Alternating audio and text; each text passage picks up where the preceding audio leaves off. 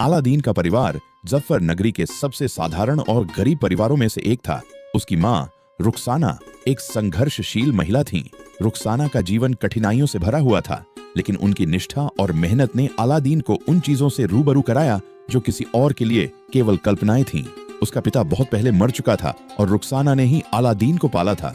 Aladdin का परिवार एक छोटे से झोपड़े में रहता था जो कभी ठीक से मरम्मत नहीं किया जाता था। यह घर न केवल शारीरिक रूप से असुरक्षित था, बल्कि मानसिक और भावनात्मक रूप से भी बहुत ही हताश था। अलादीन को कभी यह नहीं समझ में आया कि उसकी माँ को इतना संघर्ष क्यों करना पड़ता है। वह अक्सर सोचता कि अगर उसकी माँ को थोड़ा आराम मिल पाता तो शायद उसका जीवन भी थोड़ा बेहतर होता। जफर नगरी एक ऐसी जगह थी जहाँ अमीरों और गरीबों के बीच गहरी खाई थी। राजा के महल की चमक दमक और नगर की सड़कों पर चलने वाले दरबारी अपने ऐश्वर्य में खोए हुए थे, जबकि गरीबों की आवाज कहीं दब चुकी थी। गरीबों के पास न तो शिक्षा थी, न कोई सरकारी सहायता। समाज के उच्च वर्ग के लोग गरीबों को देखकर अपनी नाक उठाते थे और यही विषमता अलादीन के मन में गहरी जड़ें जमा रही थी। अलादीन ने बचपन से ही यह महसूस किया था कि उसके जैसे लोग कभी अच्छे से जी नहीं सकते, चाहे वे कितनी भी मेहनत क्यों न करें।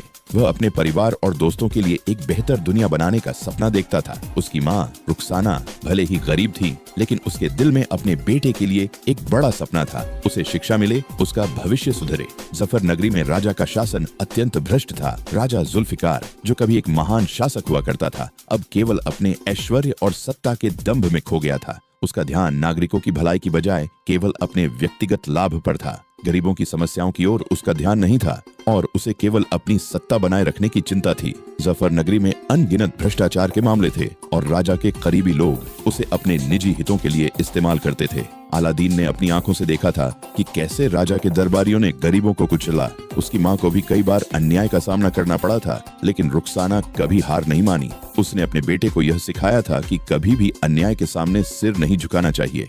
जफर नगरी में सांस्कृतिक जीवन में भी एक गहरी असमानता थी। जहाँ एक ओर अमीरों के लिए नृत्य, संगीत और कला की महफिलें सजती थीं, वहीं गरीबों के लिए बुनियादी आवश्यकताएं भी पूरी नहीं हो पाती थीं।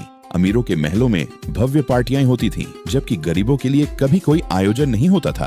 अलादीन ने यह देखा कि समाज के उच्च वर्ग के लोग अपनी कला और संस्कृति को अपने लाभ के लिए इस्तेमाल करते थे, जबकि निम्न वर्ग के लोग अपनी जीविका के लिए संघर्ष कर रहे थे। रुखसाना की कहानी एक संघर्ष की मिसाल थी। वह बचपन से ही अपने परिवार की जिम्मेदारियों को उठाने वाली थी।